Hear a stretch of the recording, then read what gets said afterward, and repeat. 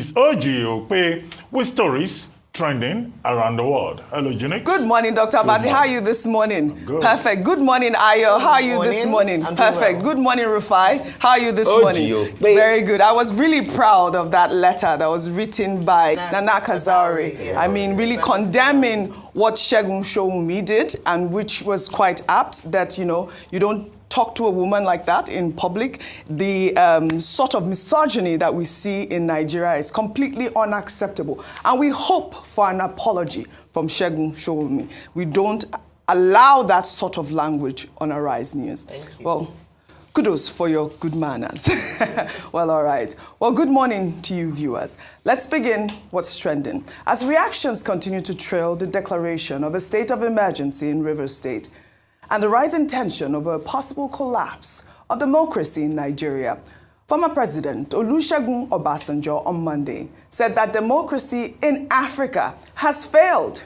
He criticized a system that facilitates corruption and injustice, where the people in power accumulate wealth illegally while the masses suffer.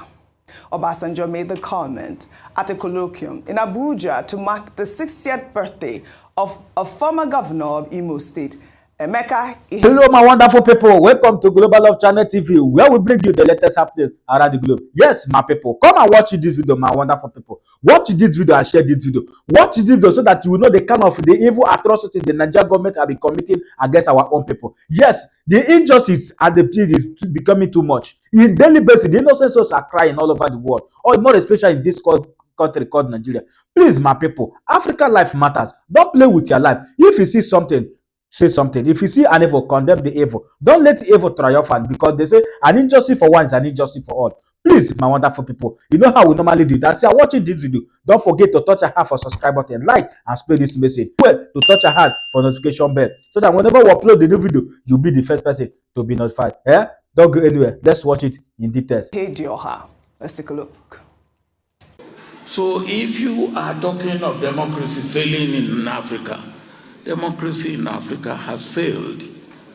And why has it failed? Because it didn't have any in context and in content. It's not African. It does not have any aspect of our culture, our way of life, what we stand for, what we believe. Ubuntu. I am because we are.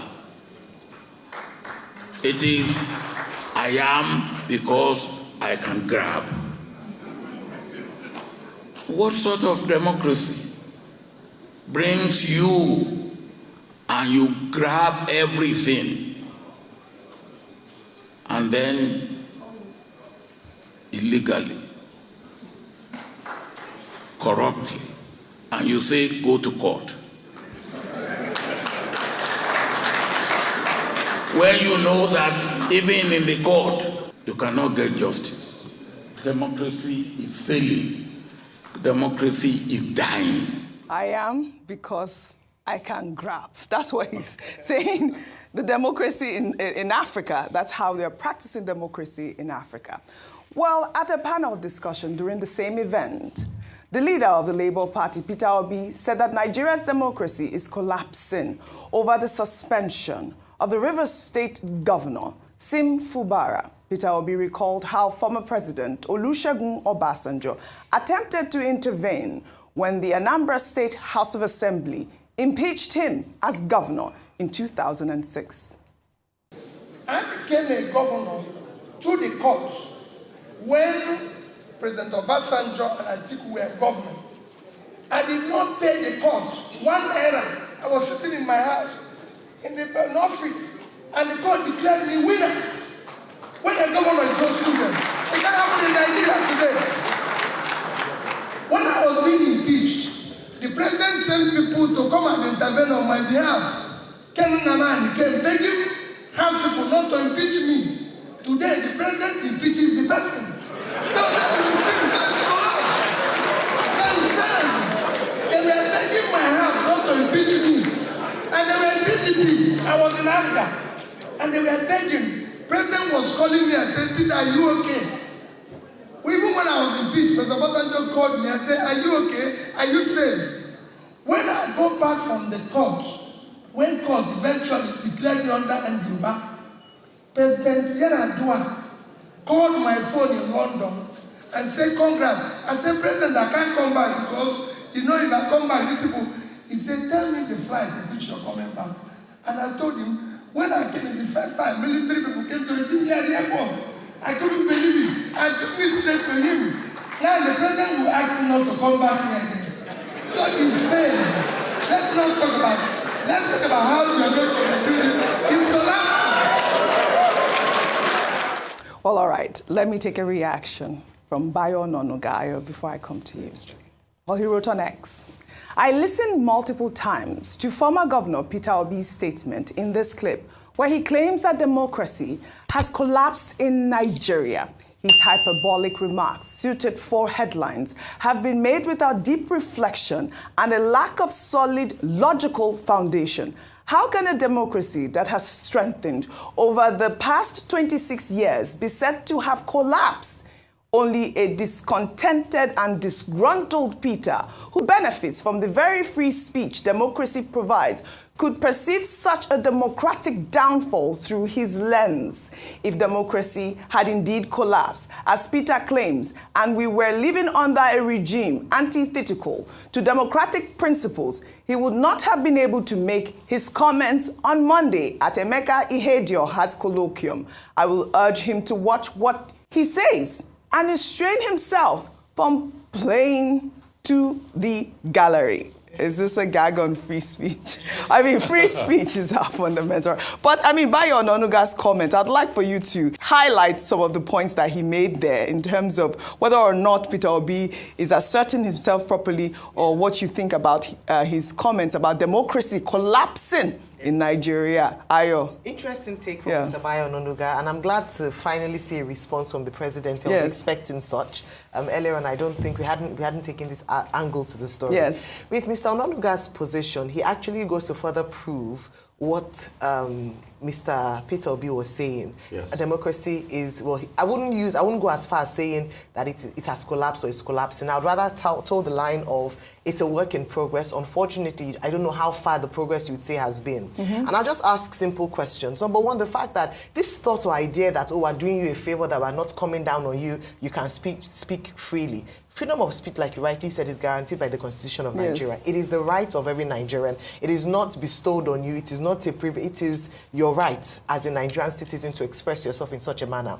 And then if you want to even analyze how free freedom of speech has been under this administration, in only 2 years, they've come under a lot of criticism for their intolerance to feedback and only just look at the example of the lady with the NYSC girl, the young Nigerian who came out to complain, not because she belongs to any party, and she was swooped down by NYSC and NYSC staff themselves. We've talked about people who were picked up because they insulted the president or laid curses of the president, and sometimes there's that blurring of line between culture and what is the law in terms of, oh, how dare you speak to your elders. At the end of the day, every Nigerian above the age of 18 is an employer of the elected president, because if you went to vote, part of your vote was used to employ who is sitting as president today. Then going to say that, I just want to ask a simple question in conclusion. If you look at how democracy started, talking about him saying we've made progress. And so the question is, are we really making progress 26 years down the line from 1999, where we came from military rule to civilian rule? How fair or how much freedom did press people have, or even Nigerians have, in terms of freedom of speech from 1999 till now? You'll be the better judge of that. People have talked about how people were able to express themselves under Jonathan's administration, even under President Obasanjo's administration, who was a former military person. People have also talked about the state of the nation, our systems, our institutions, the judiciary, the legislature. It's the 10th Assembly that people have criticized, to say perhaps this is one of the worst assemblies we've had in recent times. The 10th Assembly has been said to be rubber stamped again and again. Is that in the spirit of true democracy? So there's some critical questions we should ask. But finally, I must say, it's enough for us to stop talking. A lot of these conversations have been had and views expressed have been expressed for so long. Yes. It's time for us to roll up our sleeves and begin to get to work to restore Nigeria to the true democracy that we want to see. Yes. And if we're going to see that, we need strong institutions. We need a review of the 1999 Constitution. We need men who would stand up for what they are saying and not just when it suits them or their political parties. Well said. Rufai, I know you have an additional comment from what you made earlier today. Couple of things. Isn't it just very funny? You see, this democratic thing too is also very funny. I don't think democracy is dying. I just think there's a reign of strong men and their impunity follows them because we don't have checks and balances in the system due to poverty, due to prebendalism, due to many factors, illiteracy as it were. But isn't it shocking today that Mr. Bayo Ononuga, whose paper, the news, called, called state of emergency declared by Obasanjo then, coup in another name. Coup in another name. Yeah. Yes, that's what the news. Is it not? And all the things he condemned Obasanjo for, his president that is working for today, he's doing them, and he can't openly condemn them again. So you can see the way tides have changed. Right. For him to say, oh, Mr. Peter Obi, he can only talk because there's democracy. We have heard a lot of free speech being stifled. We've talked about Rie. What about the people arrested? What about the lady that they said she cursed at President Tinubu and she was picked up? So we had many claims like that. But also for Mr. Peter Obi, you see, I keep insisting, the way we have big men in this country that makes it so easy for them to have a winner-takes-all mentality is the problem. I have seen a couple of messages. I'll say, Mr. Peter Obi that is talking as a democracy, when he was governor of Anambra State, he ran the state with also administrator of the local government. Right. And I've taken that question to him many times. He's rebuttal, but there were cases in court. So when you look at it across board, there's always a latitude to be able to do these things. The question is, how can we slim down that latitude? Yes. Because the same Mr. Peter Obi that said Obasanjo fought for him, when he was impeached, the same Rashidi Adewolu cannot say the same of Obasanjo when Adedibu did impeach him. I know of that incident because I was around about that period. I know what happened. There was skirmish, there was fights at the parliament in Ibadan that day with a lot of thugs. So the same Obasanjo that was like good to him, Adewolu Ladoja cannot say that was the same case with him. All right. So it's both ways. But the question we should ask is, why is it that men that were once called defenders of democracy, people like Tinubu, are now those against the tenets of democracy today? Right. Why is it that men like OBJ, that in their time, they could have done it better, they didn't do it better, they violated those tenets, and now the Cape Crusaders today. That's what we should fix in this country. Yesterday we took a story of a former Lagos State Governor, Fashola, who called President Bola Ahmed Tinubu a champion of democracy. But it is important that we continue to foster democracy in Nigeria. And to do that, we need strong voices, strong opposition leaders to continue to challenge the government of the day. Now let's head over to Edo State, where the state governor, Monday Okpebolo, on Monday, pledged to secure Edo State for President Bola Ahmed Tinubu's re-election in 2027, promising to deliver all 18 local government areas for Tinubu's second term.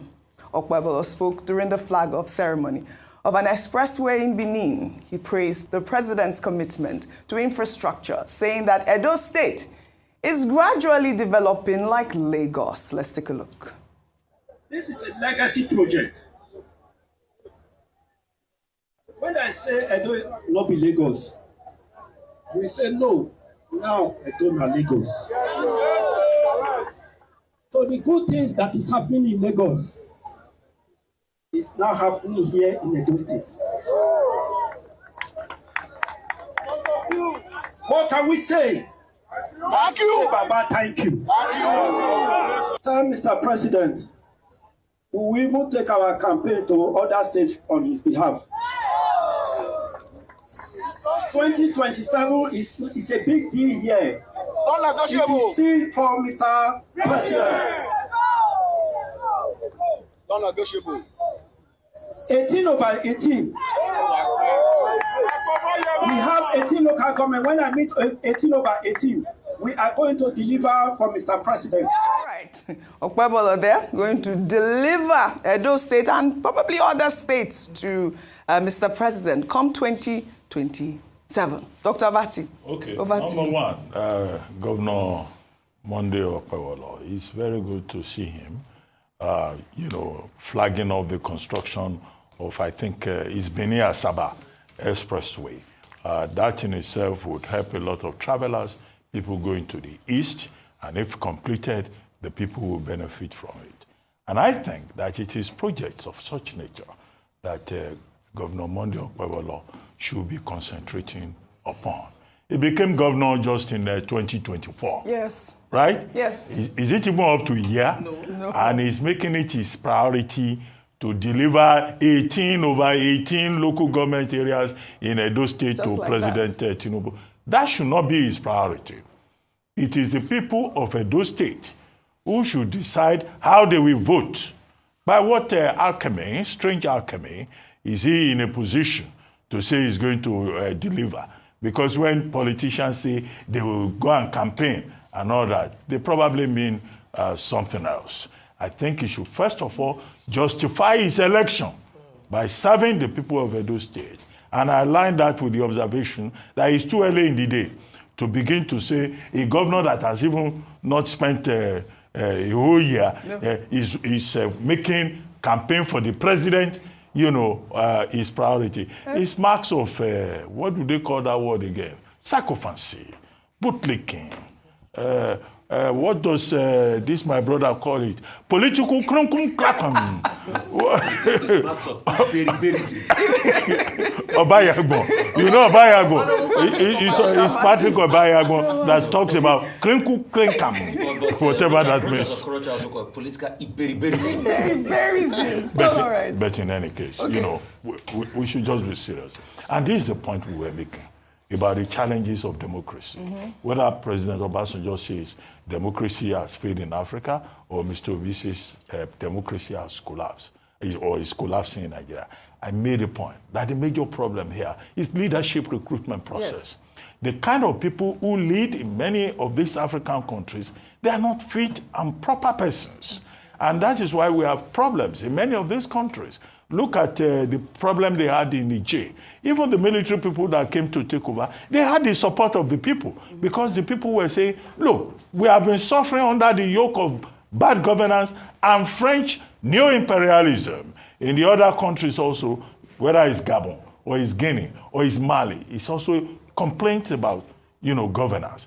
What we need is to begin to prepare a generation of leaders who will not grab, as President Obasanjo was pointing out, who will place the greater emphasis on service.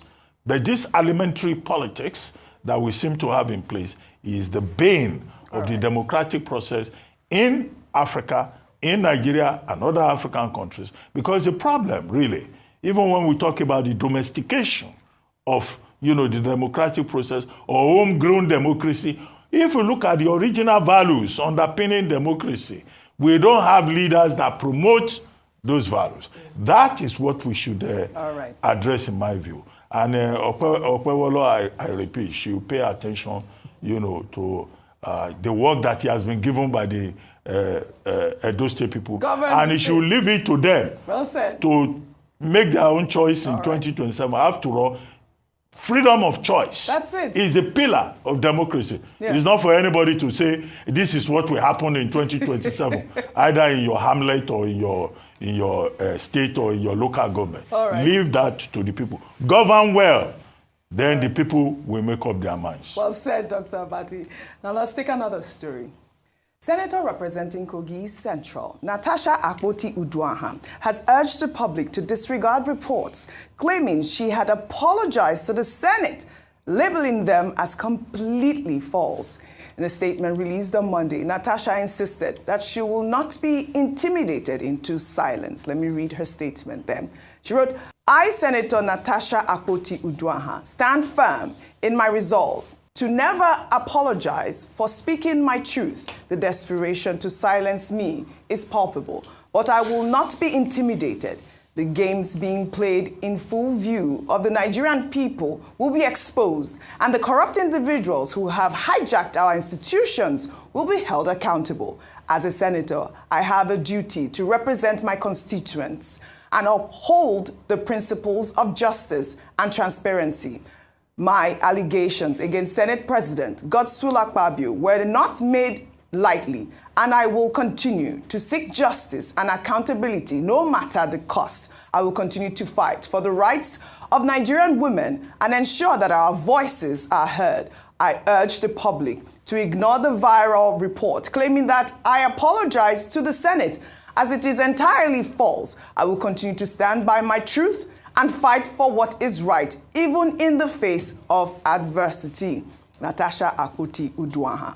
Well, in the meantime, the Federal High Court in Lokoja had vacated an interim injunction that barred the Independent National Electoral Commission from accepting petitions to recall the senator representing Kogi Central, Natasha Akpoti-Uduaghan.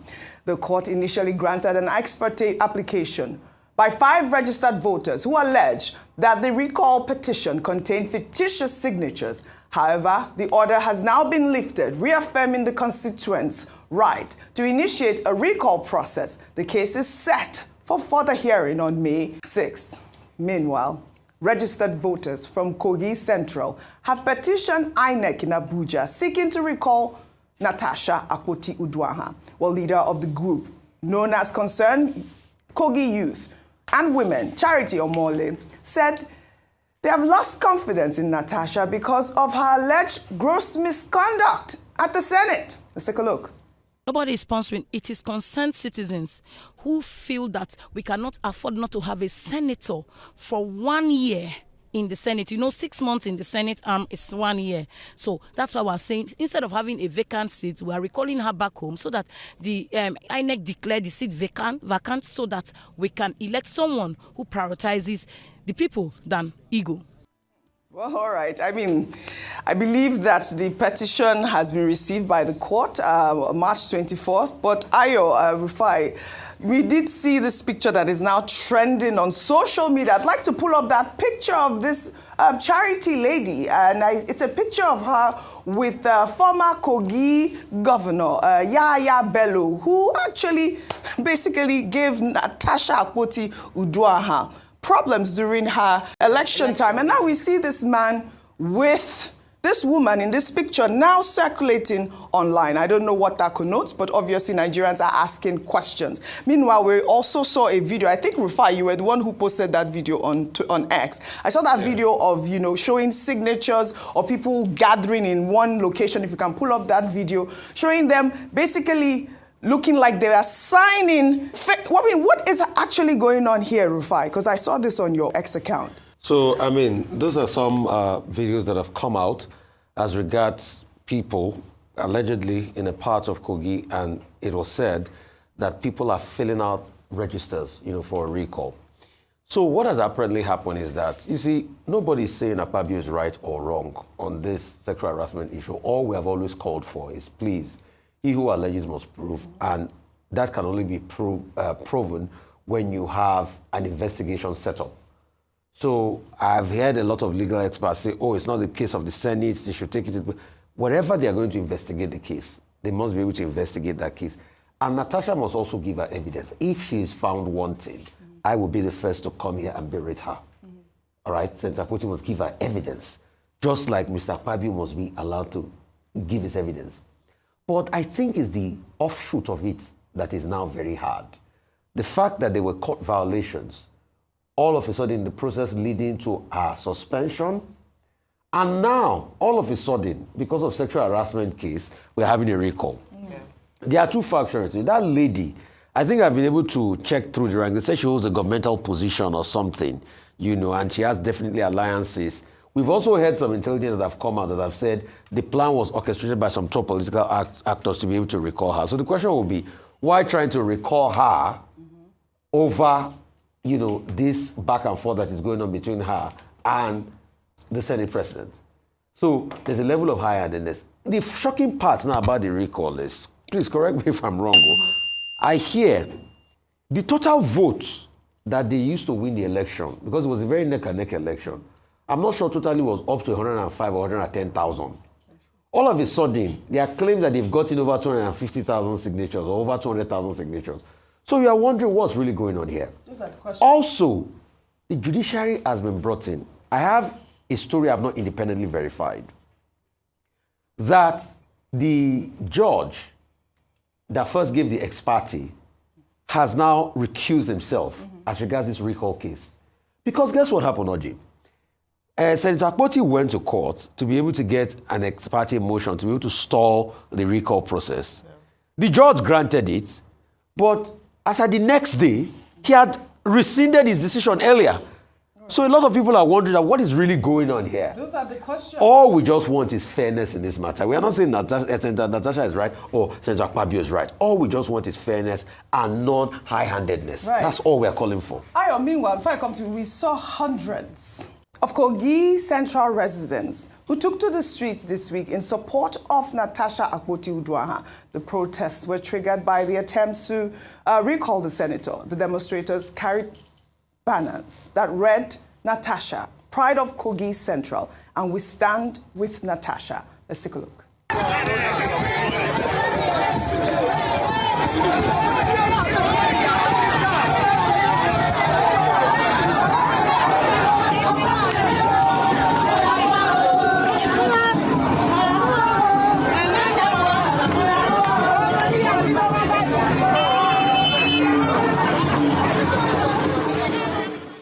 All right, Kogi residents there. But let me just take this story still in Kogi State, where a bazaar empowerment program by a minority leader in Kogi State, Idowu Ibikunle, has set social media buzz. Well, in the video making the rounds, Ibikunle was seen handing out one motorcycle tire each to his constituents in his local government area as part of his efforts to empower the community. Let's take a look.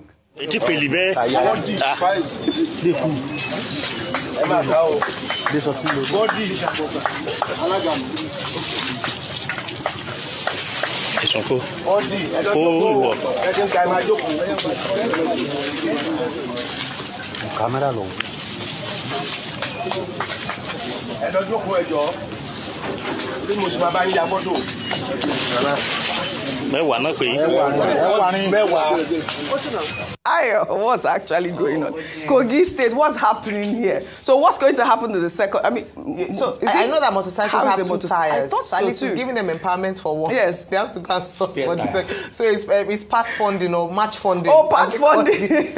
Match funding. I give you one tire to show your seriousness. Look for the second tire. These are the kind of things you say are the problems of democracy in our nation. Whereby a lawmaker who should be recalled. There's some lawmakers that should be recalled. Like, tell us what you're doing for your people. Right. And so in his assessment or in his report to his people, he will say that I did empowerment program and I empower people. I would like to understand the research that he did to understand that the greatest need of this community is one tire for their mom. Maybe a lot of them say they have issues with one tire on their bikes. I just really want to understand the reasoning behind this. Well, but this is, I mean, jokes aside, just going to Senator Natasha's case, the truth, I mean, I'll just say this, that the woman who is against her is a senior special assistant on youth and women mobilization in the Ahmed Governor Ododo. Yes, she's women mobilization. I wish she would use her influence and powers to really mobilize women for good and for good things in her state. But here we are. If she thinks this is priority, let's see how this will end. Well, but quite interesting. Well said. Well, all right. We'll take another story now. Over the weekend, Ekaite Unoma Goodluck Akpabio, wife of the Senate President Goodluck Akpabio, has been conferred with an honorary doctorate in education management at the University of Calabar during the institution's Golden Jubilee celebrations. Well, the university praised Ekaite Akpabio for her philanthropy and advocacy for women's rights through her NGO, the Family Life Enhancement Initiative. She was also recognized for promoting women's inclusion in governance during her tenure as Akwa Ibom's First Lady. While in celebration, her husband, who was also honored as a Grand Ambassador of the university, planted a kiss on her lips as she received the honor. Let's take a look. By the authority vested in me as the Chancellor of the University of Calabar, and in accordance with the provisions of the University Statute, I confer on you the honorary degree of Doctor of Educational Management, honoris causa, with all the rights and privileges attached thereto. Congratulations, Madam. God bless you.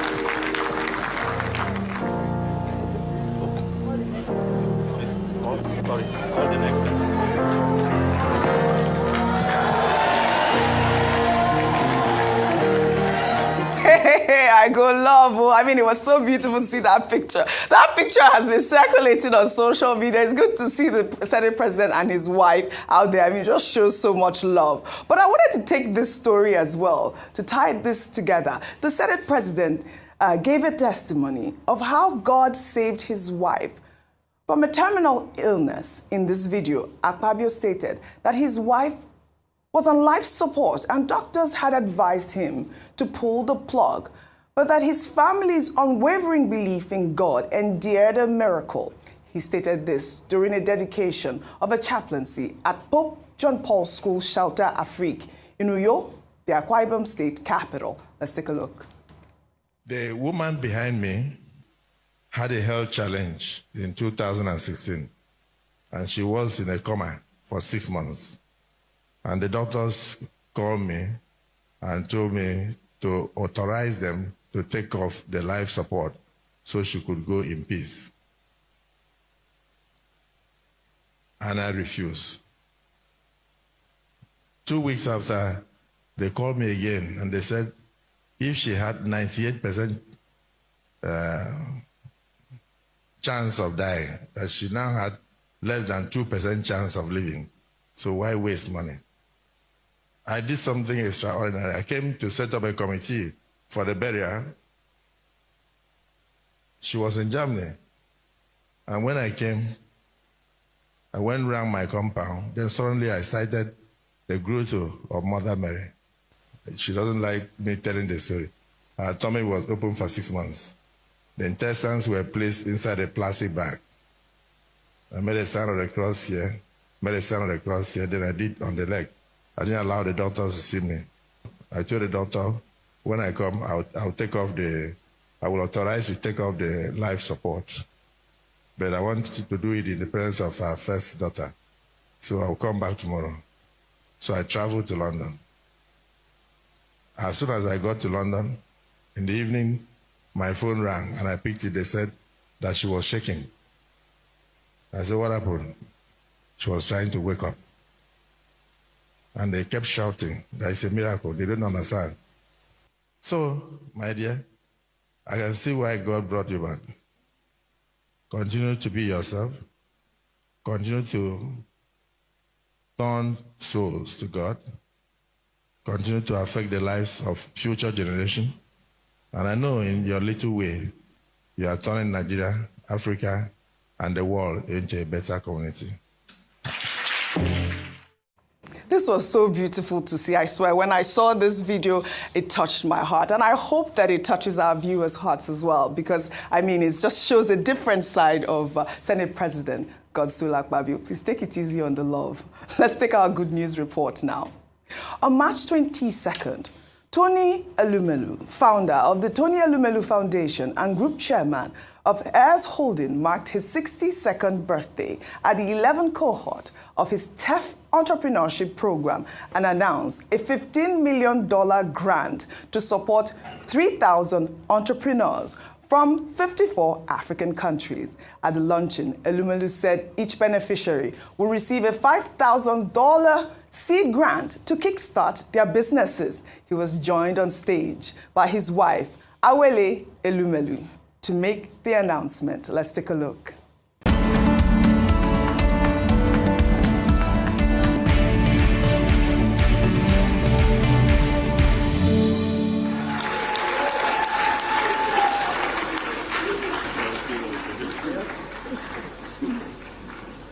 Distinguished guests, 22nd of March is a very special day to me as a person. Special because today is my birthday. The 2025 Tony Elumelu Foundation, 3,000 successful entrepreneurs that will receive $15 million. So we are going to unveil, and good luck.